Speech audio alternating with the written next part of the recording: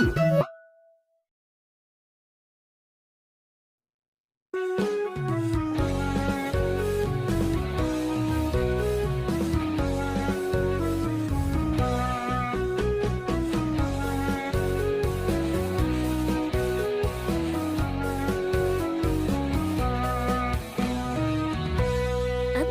بسم الله والرحمن وبالرحيم دائم الإحسان فالحمد لله القديم الأول الآخر الباقي بلا تحول ثم الصلاة والسلام سرمدا على النبي خير من قد وحدا وآله وصحبه ومن تبع سبيل دين الحق غير مبتدع.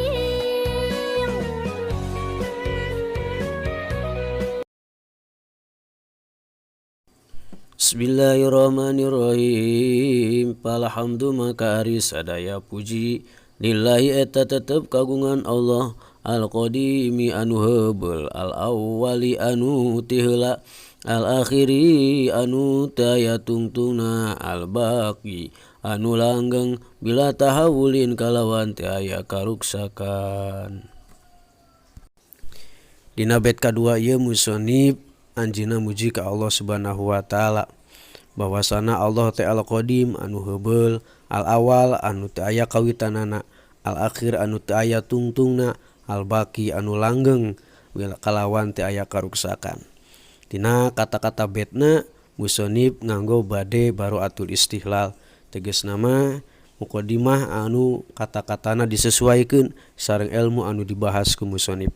Kumargi kitab Aqidatul Awam ngabahas tentang ilmu tauhid, maka anjeunna nganggo kata-kata anu berkaitan jeung ilmu tauhid.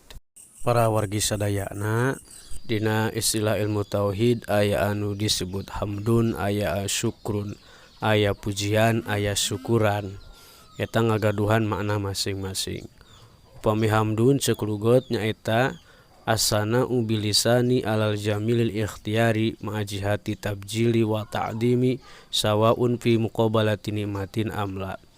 Kartosna muji kuletah kana perkara anu alus anu karep bangsa karep sorangan, artina teu kapaksa bari aya niat ngagungkeun sarua bae bohnaha mujina teh pedah ngabandingan kana nikmat atawa henteu.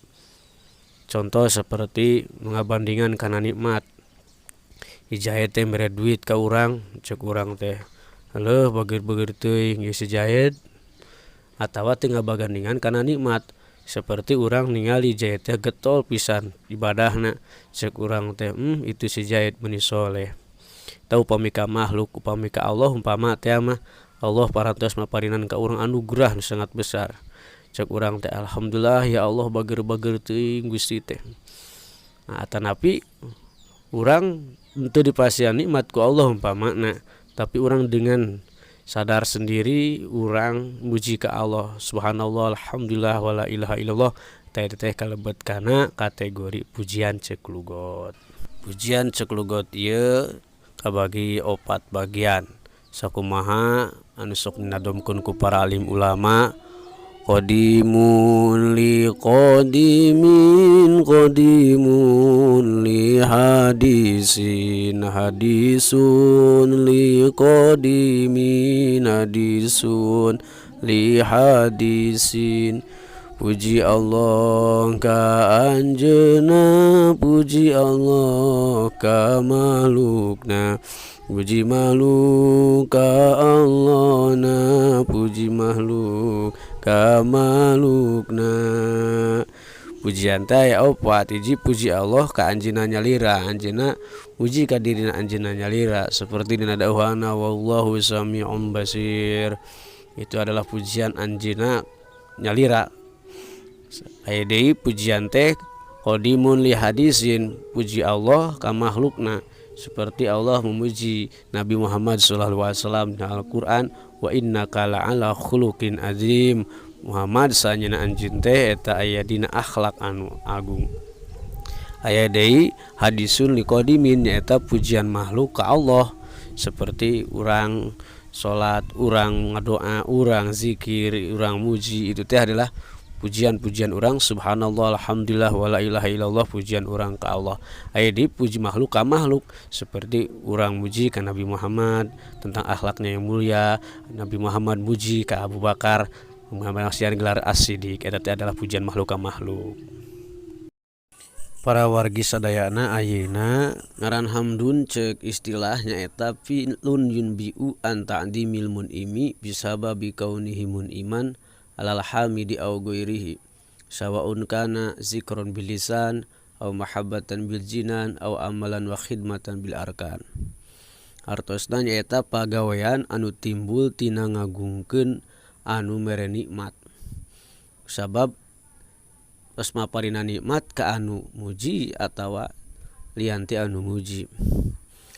Eta mah rek bentuk pujianna secara zikir kuleta atawa rasa cinta dina hate atawa ngamalkeun jeung khidmat ku pirang-pirang anggota badan.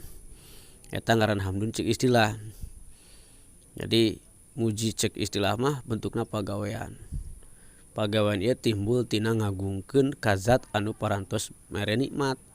Mere nikmatna mah bade ka anu mujina atawa anu lain mujina. Masih nikmatna mah seperti ka keluargana atau ka istrina. Bentuk pujianana bade kuletah secara zikir alhamdulillah atawa dengan rasa dengan hate dengan timbulna rasa cinta ka nu mere nikmat atawa pujian teh timbul ku anggota badan. Seperti ayeuna ngalaksanakeun ruku, sujud, tawaf, sa'i, itu adalah bentuk-bentuk pujian cek istilah. Jadi upami dinisbatkeun mah hamdun cek lugot jeung hamdun cek istilah itu umum khusus min wajhin, punya nilai umum masing-masing, punya nilai khusus masing-masing. Upami nilai umumna hamdun cek lugot nyaeta muji teh rek mere nikmat teh mere nikmat. Ari cek istilah mah mujina teh khusus lamun mere nikmat. Tah upami umumna ya dina hamdun cek istilah itu lebih umum, bisa ku letah, bisa ku hate, bisa ku anggota badan. Upami hamdun cek lugot mah khusus hanya dengan kuletah. Nah, para wargi sadayana ayeuna urang ngebahas tentang syukuran. Syukuran kabagi dua, hiji cek lugot, dua cek istilah. Syukuran cek lugot adalah hamdun pujian cek istilah. Jadi pujian cek istilah teh adalah syukur cek lugot.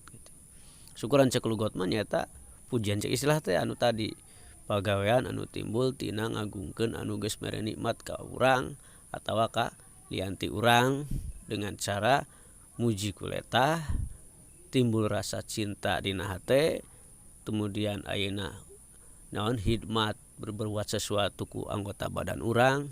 Eta teh syukuran cek lugot teh ya. Nah, aya cek istilah syukuran nyaeta sorful abdi jami'a ma an amallahu bi alaih minas sam'i wa ghairihi ila ma khuliqa li ajli. Nyaeta nasurupkeunana molahkeunana hiji jalma hiji hamba kana sakabeh nikmat nu diparantos dipasikeun ku Gusti Allah ka eta jalma. Boh tina pangdanguna atawa tina naon panempona, terus bisa ngomongna ditasurupkeun, dipake, dianggo kana katantuanana. Seperti cepil ya celi urang dipake naon ngadanggukeun hal anu baik, itu adalah syukuran. Kemudian letahna dipake ngobrolkeun ilmu, dipake ayeuna naon ngobrolkeun kebaikan, itu teh syukuran teh. Panempona dipake tempokeun kana hal anu positif, kebaikan, itu adalah syukuran teh. Jadi syukuran cek istilah mah itu naon lebih umum pisan gitu. Meliputi kana hamdun cek lugot, meliputi kana hamdun cek istilah. Gitu wallahu alam bisawab.